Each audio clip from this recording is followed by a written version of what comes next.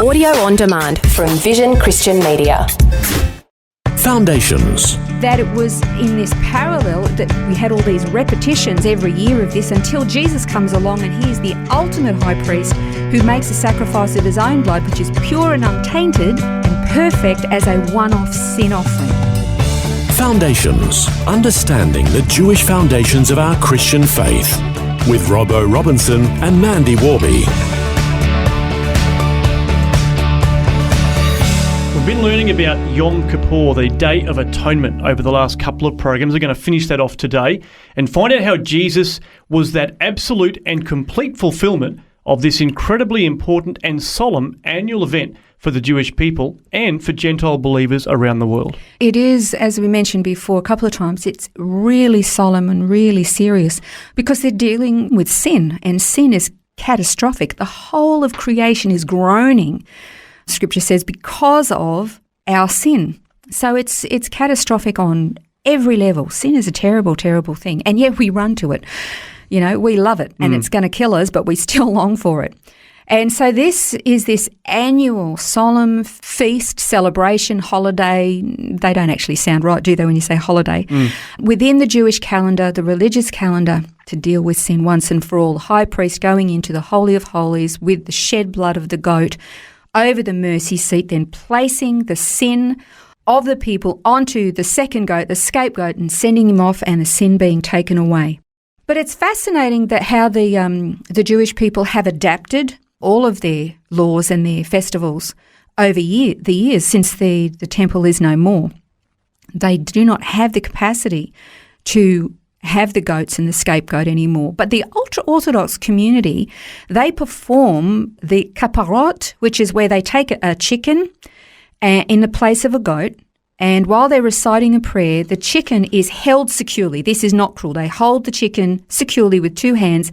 They raise it up high and they just move it around in a circular motion. Then they say this prayer. Then they will take it to a kosher butcher where the chicken is then slaughtered, and they will then give it to the poor, to somebody who doesn't have enough money, and then they can use that and cook that for their Yom Kippur meal at the end of the fast. But that sort of came about, it began in the 9th century, but it's just fascinating to me that there is this understanding that blood needs to be shed. That's the underlying thread, isn't it? Even whether it's a chicken or a goat or Jesus, in the case of our Messiah, that blood shed is a requirement for atonement. Yeah, and we've talked about that a number of programs ago. But what gets me is that it's not just a Jewish understanding or a Christian understanding. Pagan religions, even people who don't have a religious background, they know that if sin has been committed, if a crime has been committed, it must be paid for, and it must be, like for like. It has to be commensurate. We get cranky, actually, with our justice system if somebody commits a heinous crime and they get a slap on the wrist for it, if that. We want justice to be done. Well, so does God. Yeah. God requires it, and he is this holy judge. So without a temple, they can't actually fulfill the requirements of Yom Kippur, so they come up with alternatives. And for the ultra-Orthodox, there's the kaparot.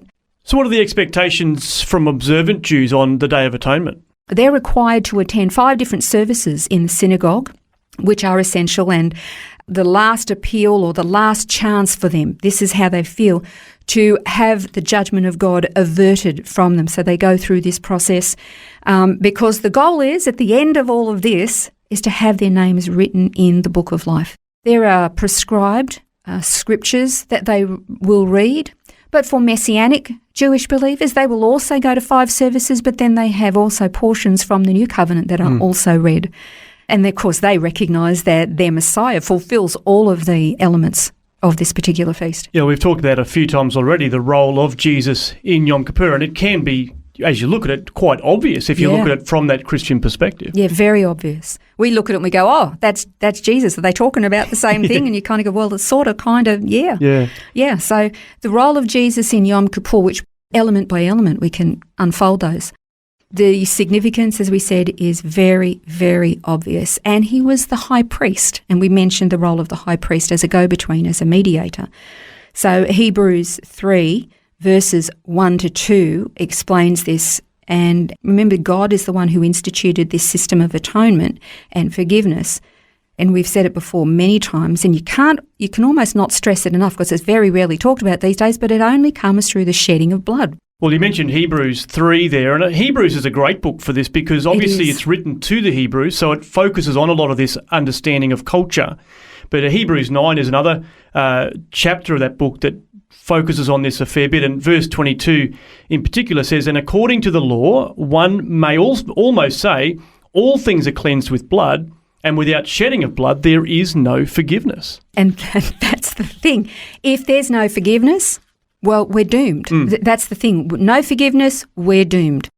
And we tend to think that it's not us, it's other people. But Isaiah 53:6 says, "All we like sheep have gone astray and have turned everyone to his own way, and the Lord has laid on him the iniquity of us all."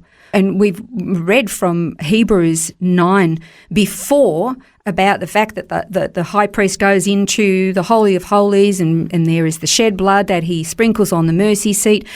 And that it was in this parallel that we had all these repetitions every year of this until Jesus comes along, and he is the ultimate high priest who makes a sacrifice of his own blood, which is pure and untainted and perfect as a one-off sin offering. It's amazing. Following on there in Hebrews 9 verses 24 and onwards, it talks about this and it says, "For Christ has not entered the holy places made with hands, which are copies of the true, but into heaven itself, now to appear in the presence of God for us.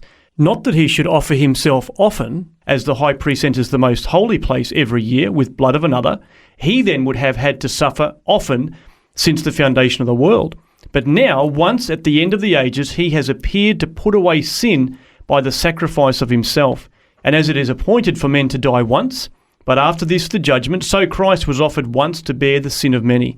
To those who eagerly wait for him, he will appear a second time, apart from sin, for salvation." Again, what you see here is a substitutionary atonement, a go-between, a mediator. And in this instance, instead of the blood of a goat or a bull or a lamb, this is his own blood. Now, therein lies a big question mark for a lot of people and say, well, God is not into human sacrifice. How can he do that? And to his own son. Well, Jesus, he actually says, nobody takes my life, I lay it down of my own accord. And he does so because he knows he's going to take it back again. But there's an analogy it's my own analogy. All analogies are flawed. They have their limitations. But this is it kind of helps a little bit. Let's say, Robbo, and I might add, out in the car park, you've got a beautiful brand spanking new Rolls Royce. It's glorious. It's beautiful. I'm glad you noticed. I couldn't not. But then I borrow it from you with fear and trembling. I borrow your brand new Rolls Royce and you loan it to me with your blessing, but unfortunately I have a bit of a prang and I write it off. Oh, no. So it was a big prang. A bit of a prang. And then I say, look, don't worry, don't stress. I am going to replace it with another brand new vehicle. And then a couple of days later, I turn up with a brand spanking new shiny Mini Minor, all right? And you look at me and you go, what the? And I go, I don't know what your problem is. Brand new for brand new. It's got 4 wheels, it's got 4 doors, it's got a motor, it'll get you where it's even got air conditioning. And you're going, this is an inappropriate, insufficient replacement here. It's supposed to be kind for kind. So all of the animal sacrifices up until the time of Jesus were all insufficient because they weren't kind for kind. They were inadequate sacrifices giving a temporary coverage for the human condition. But when Jesus, our high priest, is our mediator, takes the place of us, he is a human being, tempted as we are, but without sin, which means he is untainted, which means when he gives the sacrifice of himself, he's not paying for his own sin because he doesn't have any. He's paying for our sin, and it's appropriate because it's kind for kind. He is our substitutionary atonement, who takes away all of our sin, and we are cleansed, and our name is thus written in the Lamb's Book of Life. And we can be so grateful for that, for the sacrifice that's been made for us. Fascinating study into the Feast of Yom Kippur, and of course, way more in the notes than what we've had time for over these last few programs. So check that out at vision.org.au/foundations. Well, next time we're going to continue unpacking the significance of the Jewish foundations and cultural heritage of our Christian faith. This has been Foundations, a look at the Jewish foundations of our Christian faith. For study notes, resources and more, see vision.org.au/foundations. Thanks for taking time to listen to this audio on demand from Vision Christian Media. To find out more about us, go to vision.org.au.